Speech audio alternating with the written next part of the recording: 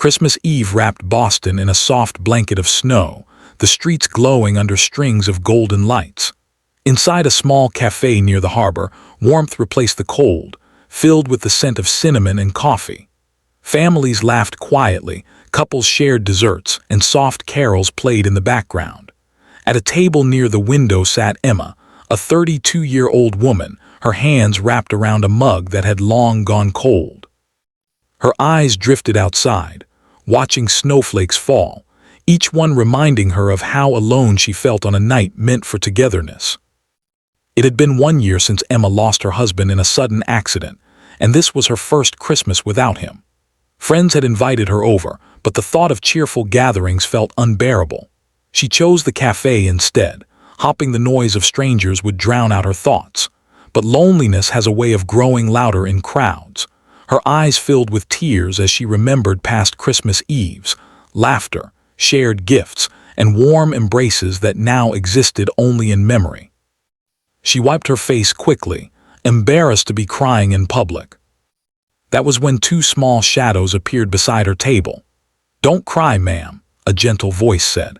Emma looked up to see two little twins, a boy and a girl, both around 6 years old, standing close together. Their winter coats were too big, their cheeks rosy from the cold. The girl smiled shyly while the boy spoke again, completely serious. "You can borrow our dad," he said. Emma froze, unsure whether she had heard correctly, her sadness momentarily replaced by surprise. Before Emma could respond, the twins waved excitedly toward the counter. A man noticed and turned around, his eyes widening in shock. He was Daniel, their 35-year-old father. He rushed over, clearly embarrassed. "I'm so sorry," he said, lowering his voice. "They have very big hearts." The twins looked up at him proudly, convinced they had done something important. Emma laughed softly for the first time that night, a sound that surprised even her.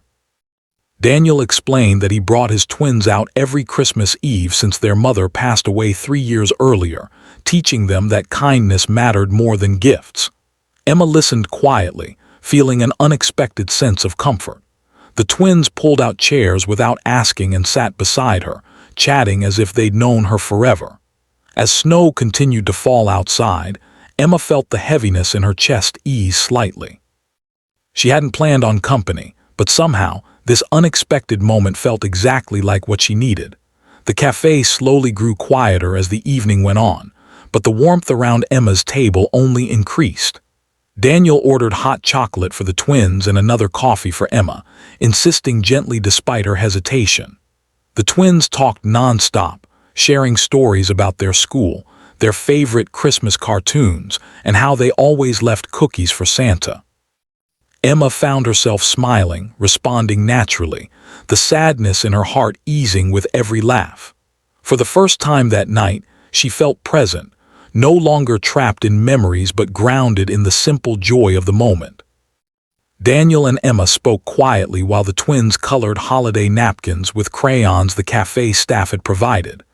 Daniel shared how raising twins alone had been challenging, especially during holidays that reminded him of loss. Emma listened, understanding deeply, and shared her own story of grief. There was no pressure, no awkwardness, just two people who understood pain and resilience. Outside, snow piled gently on the windowsill, while inside, their conversation created a space where sorrow didn't feel so heavy anymore. At one point, the girl twin reached over and slipped her small hand into Emma's. "You look happier now," she said with innocent honesty. Emma felt her throat tighten and nodded, squeezing the child's hand gently. Daniel watched the moment quietly, moved by how naturally the twins offered comfort without being asked. He realized that sometimes healing didn't come from time alone but from connection, especially unexpected ones. Emma felt something shift inside her, as if a small light had been turned back on. As closing time approached, Daniel suggested walking outside to watch the snowfall. The twins bundled up quickly and ran ahead, laughing as they tried to catch snowflakes. Emma and Daniel followed more slowly, their footsteps crunching softly. The city felt calm, almost magical. Daniel glanced at Emma and said, "I'm really glad they talked to you." Emma smiled and replied honestly, "I'm glad they did too." The loneliness that had followed her all day no longer felt unbearable. When they finally said goodbye, the twins hugged Emma tightly, promising to see her again. Daniel offered a warm smile and exchanged contact information, neither of them forcing the moment. As Emma walked home under the glowing streetlights, she realized that Christmas Eve had given her an unexpected gift, not a replacement for what she lost, but a reminder that life still held kindness, warmth, and new beginnings. Sometimes, the most meaningful moments arrive when you least expect them, carried by small voices brave enough to offer comfort on a silent night. In the weeks after Christmas, Emma and Daniel stayed in touch, their conversations slowly becoming part of each other's daily lives. What began as short messages turned into long phone calls and quiet coffee meetings, often with the twins happily nearby. Emma noticed how easily she fit into their routine, helping with homework, listening to bedtime stories, and sharing small moments that felt surprisingly natural. Daniel appreciated her presence, not as someone filling a void, but as someone adding warmth to their lives in a gentle, unforced way. The twins grew especially close to Emma, always eager to show her drawings or invite her into their games. They trusted her instinctively, sensing her kindness and patience. Emma, in turn, felt her heart opening again, slowly but surely. She no longer felt guilty for laughing or enjoying simple pleasures. Instead, she felt grateful for the way life had gently guided her back toward connection. Daniel watched this bond form with quiet gratitude, realizing that healing sometimes arrives softly, without announcements or promises. One snowy afternoon, Emma joined Daniel and the twins to decorate a small Christmas tree they had kept up longer than usual.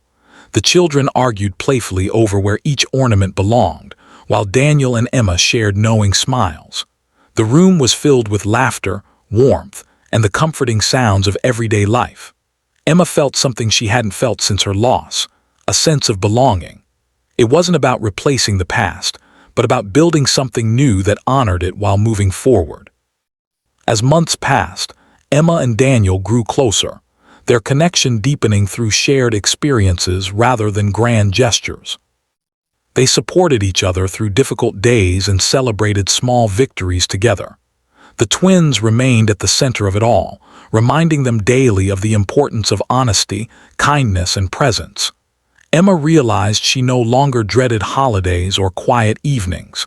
Instead, she looked forward to them, knowing she wouldn't face them alone. By the following Christmas Eve, the café where they first met had become a tradition. This time, Emma sat at the table with Daniel and the twins, laughter replacing tears. The twins squeezed her hands and smiled knowingly. Emma looked around, heart full, and understood that healing doesn't erase pain, it grows around it.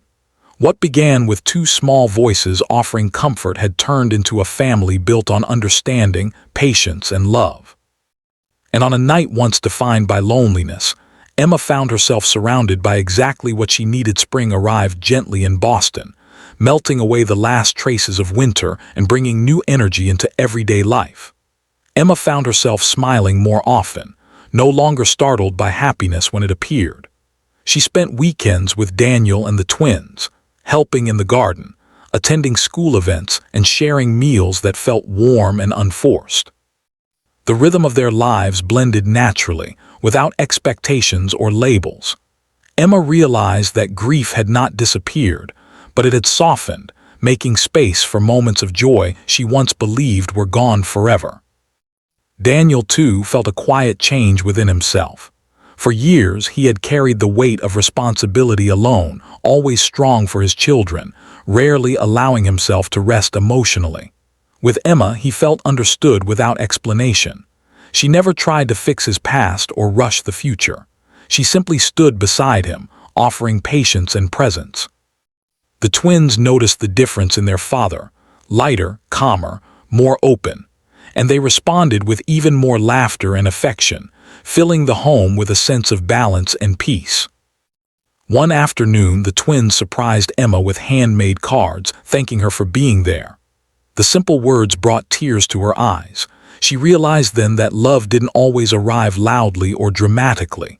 Sometimes it entered quietly, through trust built over time and shared understanding. Daniel watched the moment with emotion, knowing his children felt safe and happy. For him, that was everything. Emma felt certain that whatever the future held, this chapter of her life was real, meaningful, and deeply rooted in care. As summer approached, Emma and Daniel finally spoke openly about their feelings. There were no grand confessions, only honesty.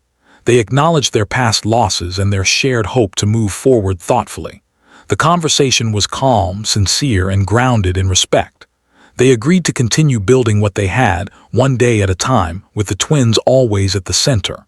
Emma felt relieved, not because everything was suddenly clear, but because it felt right to grow slowly and intentionally. That next Christmas Eve, snow returned once again, but this time, Emma wasn't searching for warmth in a quiet café. She stood in the kitchen with Daniel and the twins, baking cookies and laughing at the mess. As the twins hugged her tightly, she remembered the night they first spoke to her, offering comfort without knowing how much it would matter. Emma smiled, understanding that life had gently rewritten her story. From loneliness to love, from loss to connection, she had found not just healing, but a family born from kindness on a silent winter night.